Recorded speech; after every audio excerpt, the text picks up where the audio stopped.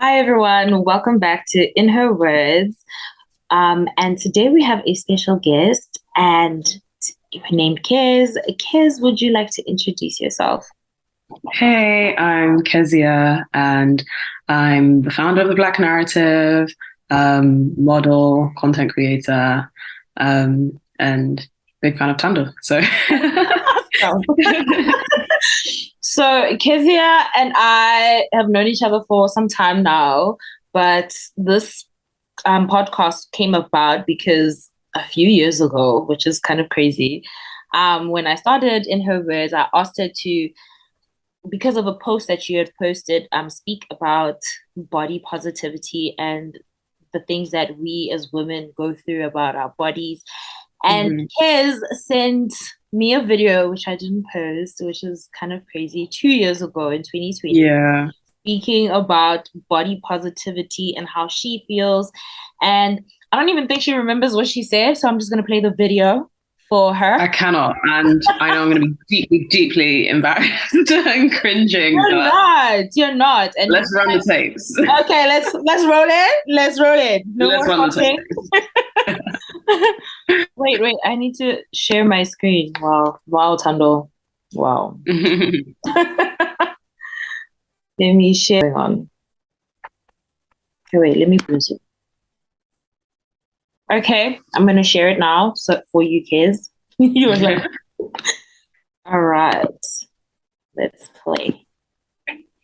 Hi, Lara Woman. My name is Kezia, and I've been invited by Tando to talk about self love and I guess kind of body positivity in this current age.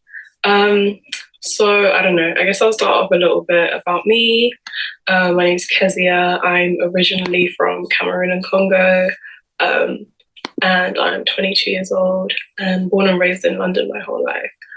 And basically, I guess this video is the product of um, an Instagram post that I made a couple of weeks ago where I talked about my own personal hang-ups with my body and kind of whatever insecurities I was experiencing, specifically kind of the fact that I don't like my arms and I don't really like my boobs either, but kind of also reinforcing the message that it's okay to not like yourself all the time. And I think that often in this kind of era of body posy, and we're seeing all the hashtag body posy, this and that, and to love yourself and to all of those messages, which are great messages, but I think also kind of fail to address the everyday realities of being comfortable with oneself. And it doesn't really accurately capture the journey that is.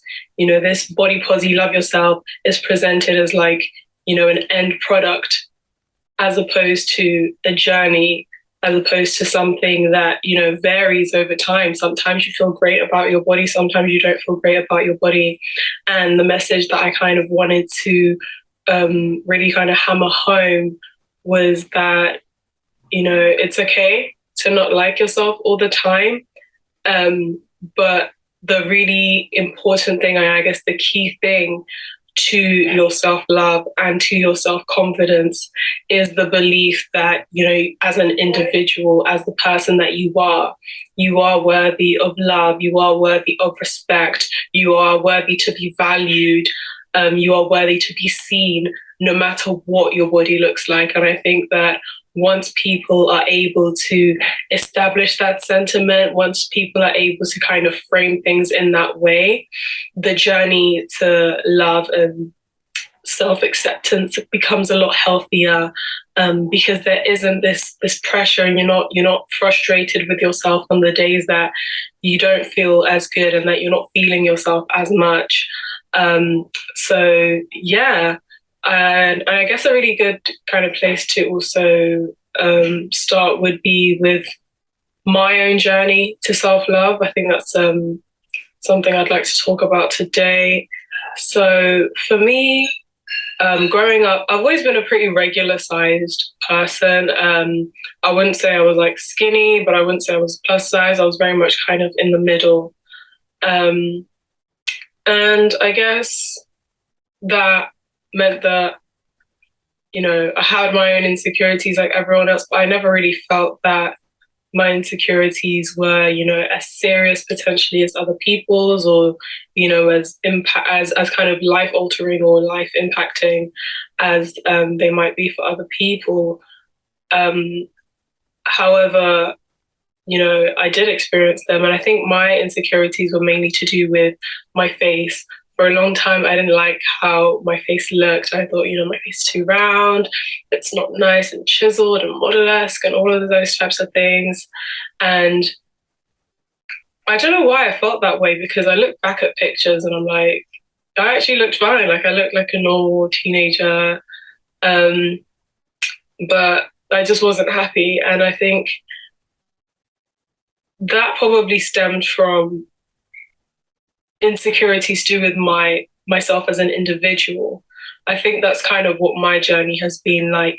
Insecurities that stemmed from sort of like my personality and who I was as a person and what I wanted to achieve and X, Y, Z. I think those ended up manifesting into physical insecurities. So kind of from the age of 11, I began to suffer with like self-esteem and, I've been a perfectionist my whole life. So like if things didn't happen exactly the way I wanted, exactly at the time that I wanted, like perfectly, it would destroy me and it would really, really cause me a lot of stress and a lot of anxiety.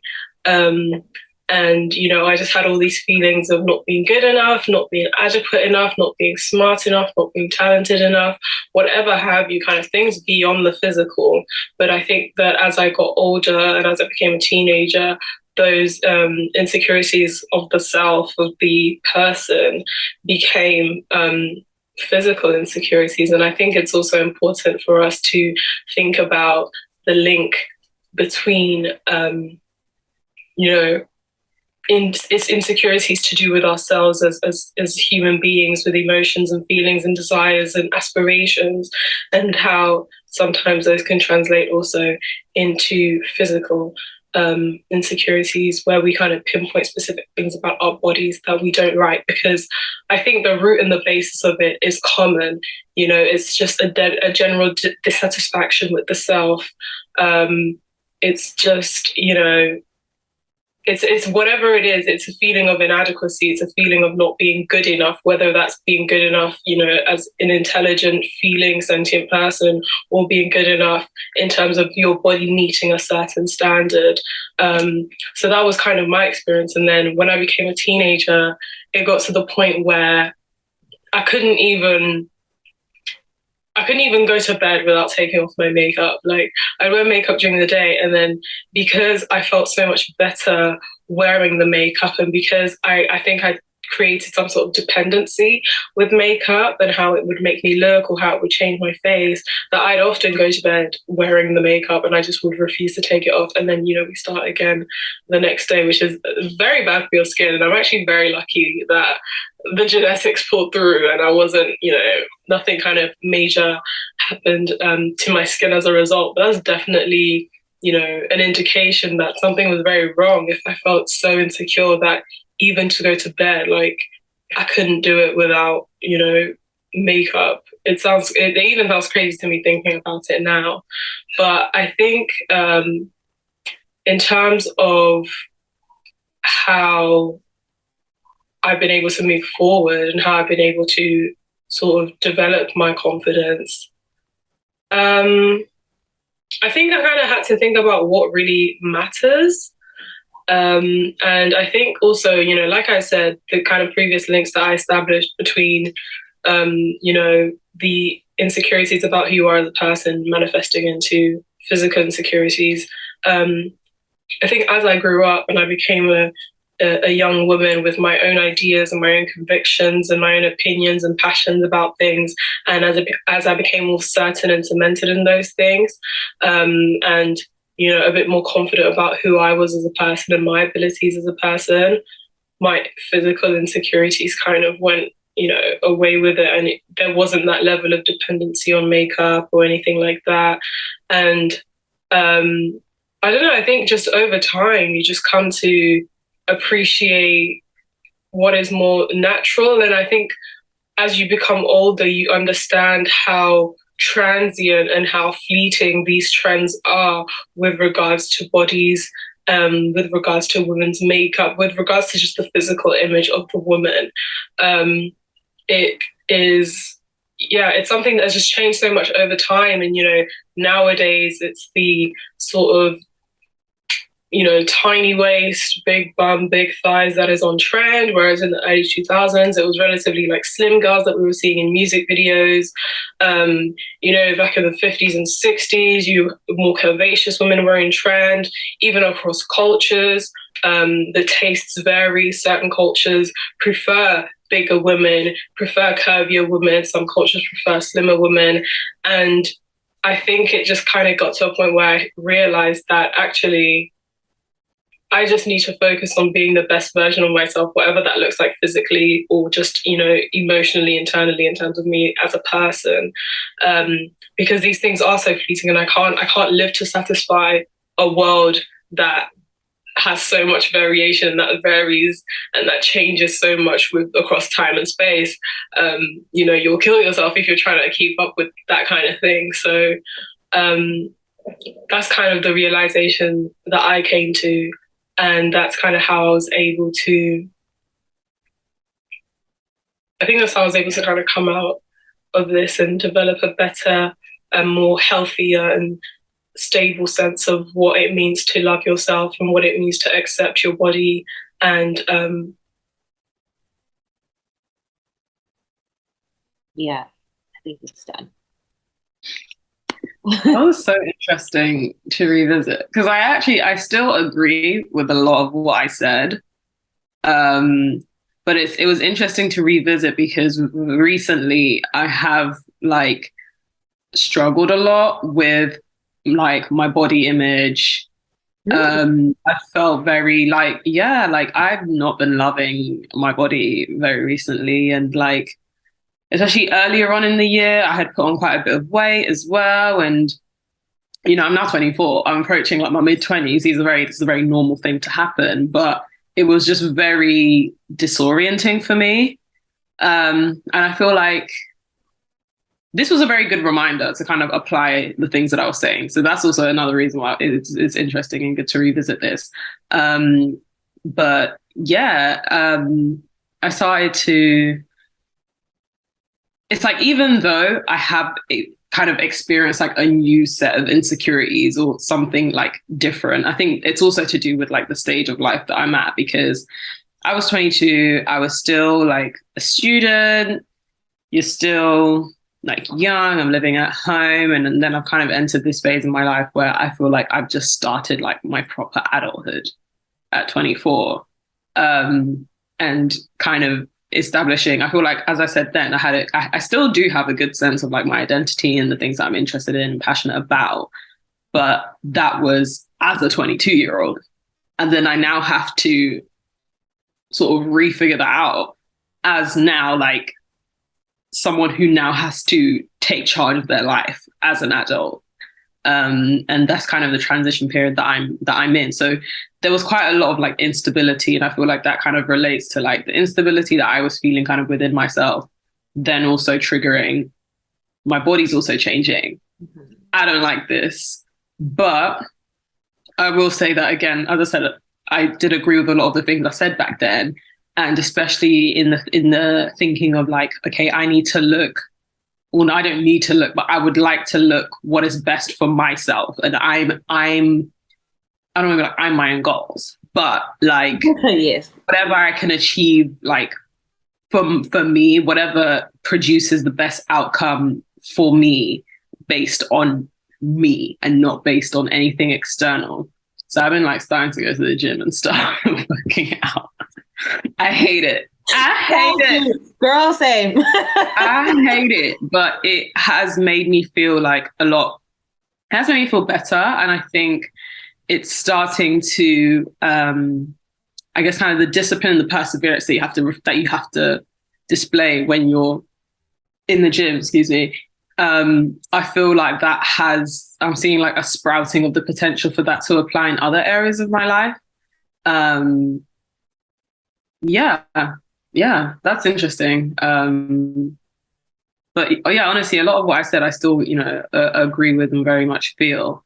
It's just having to learn how to kind of reapply that as now an adult. I know, like 22, you think, yeah, you're already an adult. Like, I did not feel like an adult then. Like, I did not.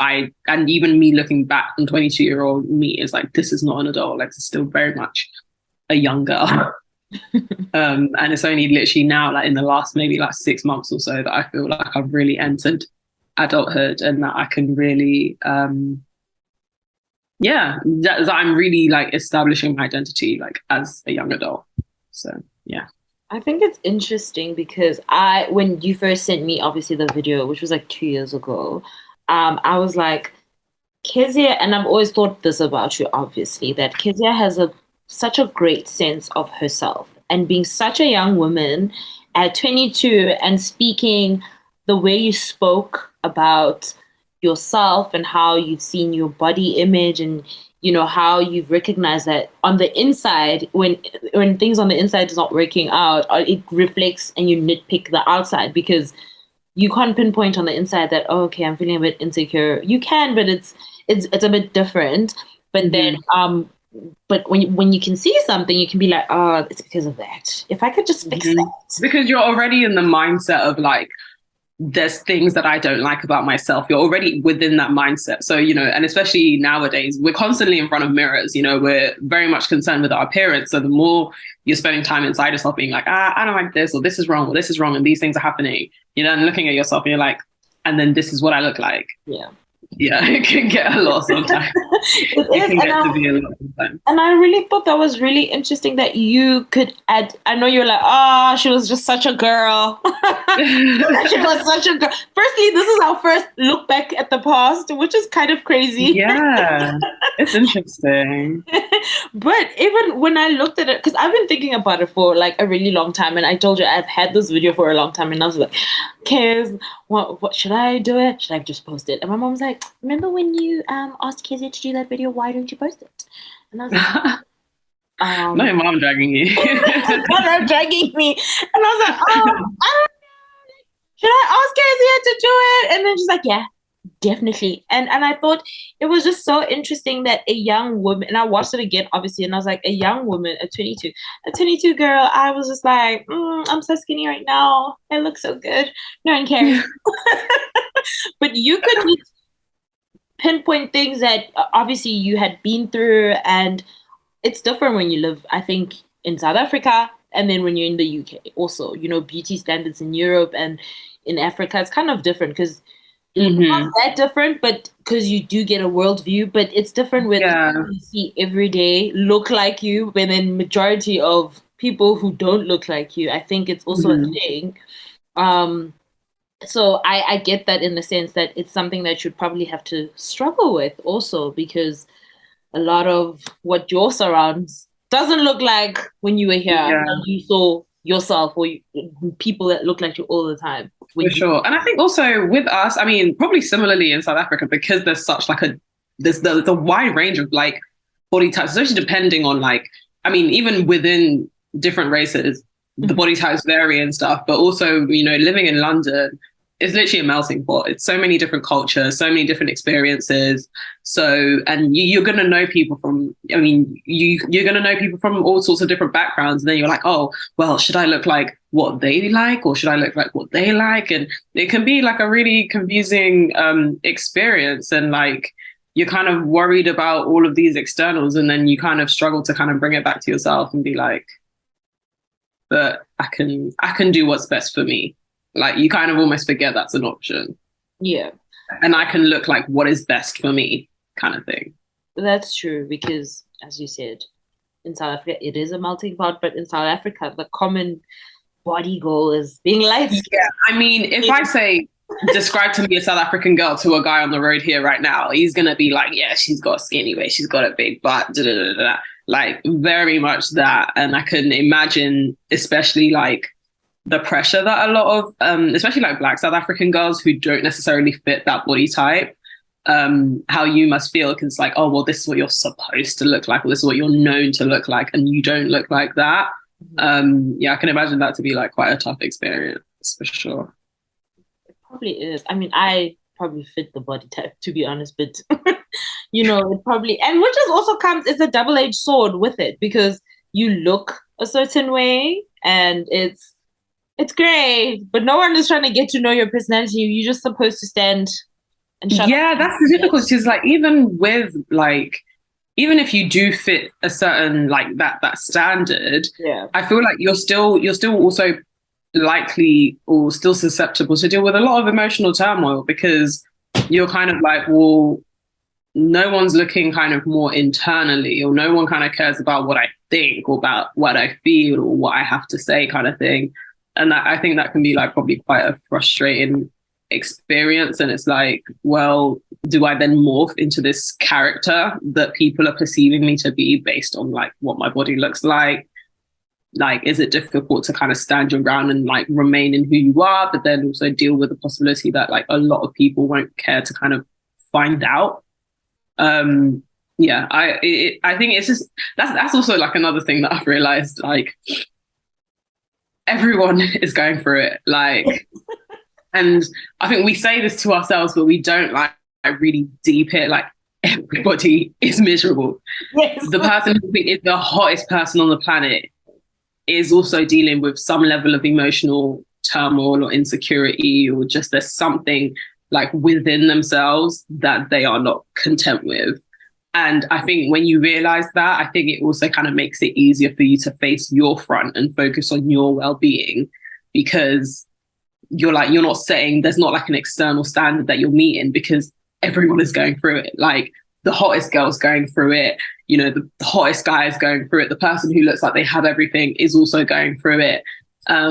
So yeah, for me at least, I found that like that makes it a lot easier to just be like, face your front and focus on, doing what makes sense for you.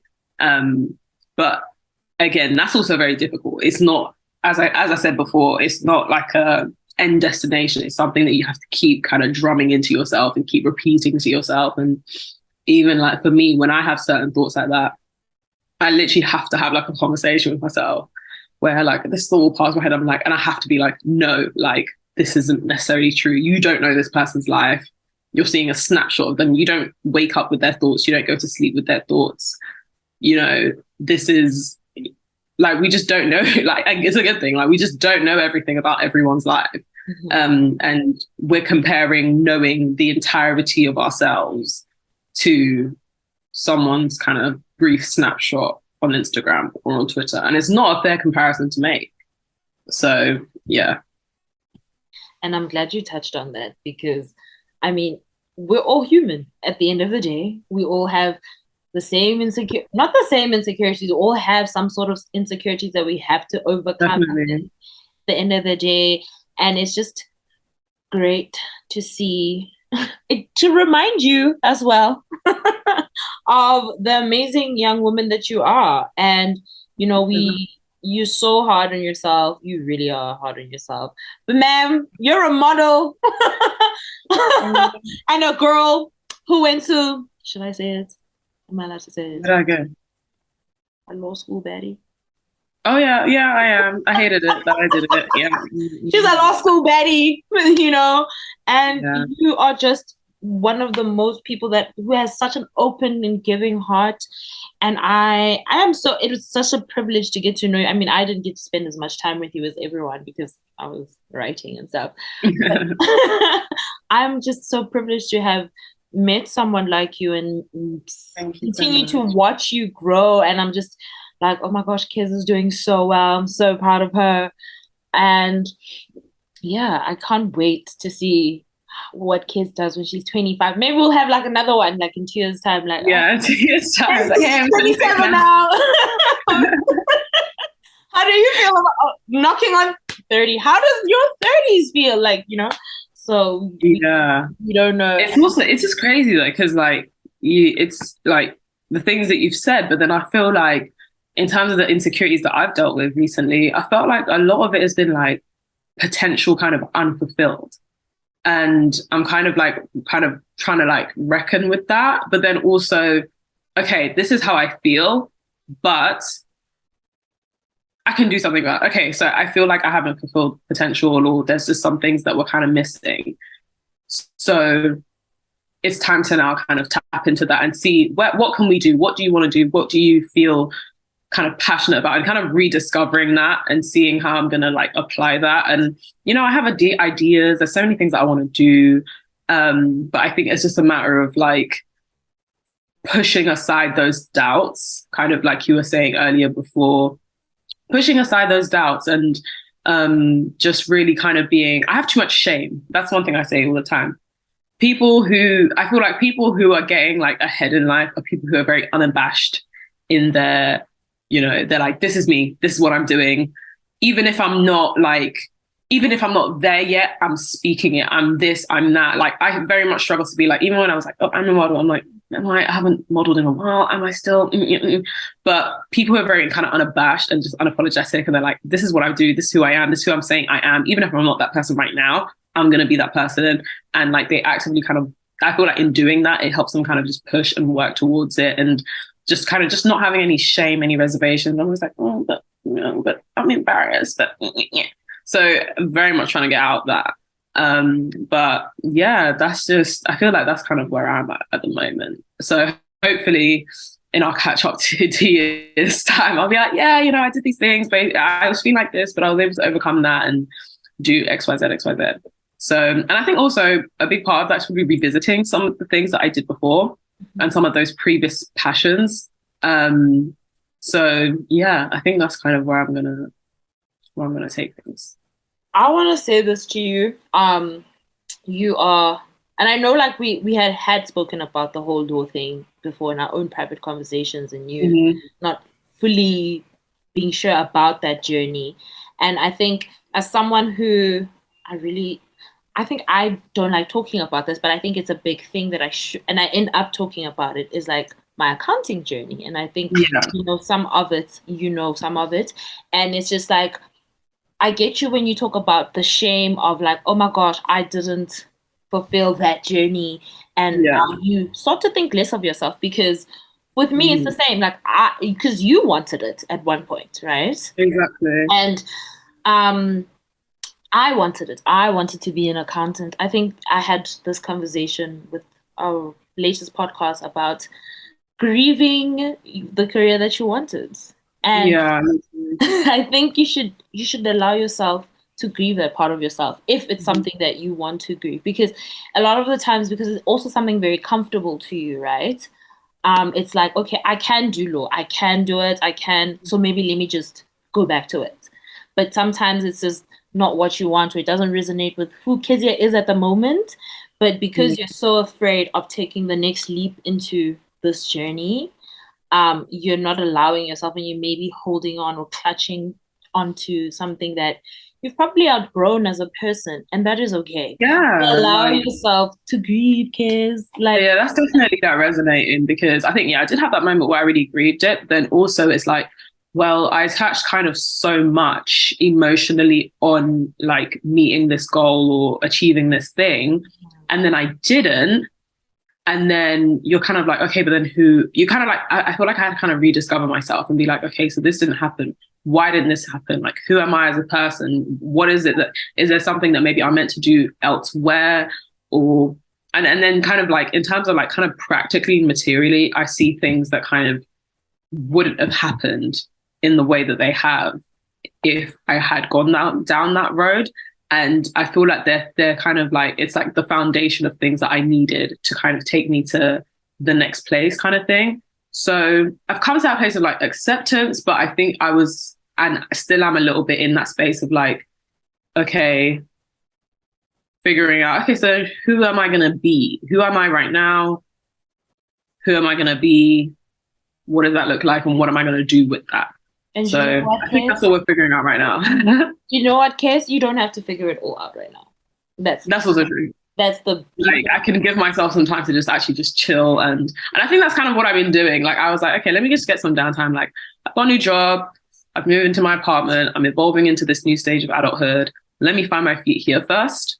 And then anything I need to kind of visit and think about and kind of reflect on, I can do that at a later time. And that's another thing. Like, you feel like, because so many things are moving around you and someone's doing this and someone's doing that, and even seeing people achieve goals that you wanted to achieve, you're thinking, I'm running out of time. I don't have time. There's like, and it's again the same thing with kind of facing your front. That's still a snapshot of someone's life. They might have achieved that goal and are still feeling deeply dissatisfied within themselves. Whereas for me, I'm feeling like I'm building a more rounded and holistic kind of like, I feel good in myself. It's not just, I just have a like this really good job, but it's like, I have a good job, I have a good home, I feel good within myself. And that's kind of what I'm building. There's still like some missing pieces there, but we're going to fill them. We'll fill them eventually. And I'm trying not to put too much pressure on myself, like to think, I need to do this now, I need to do this now, I need to do this now. So yeah, I think that's where we're at, you know. I'm proud of you, just by the way. And I just want you. You're very shy. Like, I can't accept a compliment. So, ma'am, you are beautiful, and I'm proud of you. And you're doing a great job. Like, and I just want you to be kinder to yourself, kids. You're kind to everyone else. Just be kinder to yourself. Like, take care of Keziah. Like, she is the person you have to live with forever. The only one. You have to live with forever. So I have to make it a good time for me. Like, I can't. And that's for everyone else who might be watching this. Like, literally, like Tando said, you are the only person that you're going to be with forever. Like, don't make that time hell for yourself. Make it good, make it worthwhile. It's going to be difficult at times, but kind of like try to move with the hope that things will be better. Like, there'll always be a better time than the time that you're in right now. There might be a worse time, but then there's going to be a better time than the worst time. So there's always a better time to look forward to, no matter what the circumstances might be. So yeah. Thank you so much for your time, Kez. I know we struggled to get here. Really did. we had a whole technical technology, like it was hard. But we got here, and I'm so happy that we managed to get here. Because I mean, recording something by yourself, it's cute or whatever, but I like talking to you. It was literally a pleasure. So thank you so much for having me on. And I just hope that whoever's watched this has felt like a little bit more inspired, or a little bit like, you know, you don't have to say that, you know, things are 100%, this is amazing, but you just feel like, okay, there's a bit of hope. There's somewhere to move forward to from this point. So yeah, thanks so much for having me on.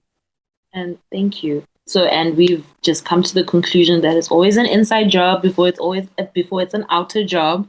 Yeah. So that's where we are. Thank you so much for joining us, Kez, and we're looking forward to seeing you in the next 2 years. We'll do this again. Where we do this again. All right.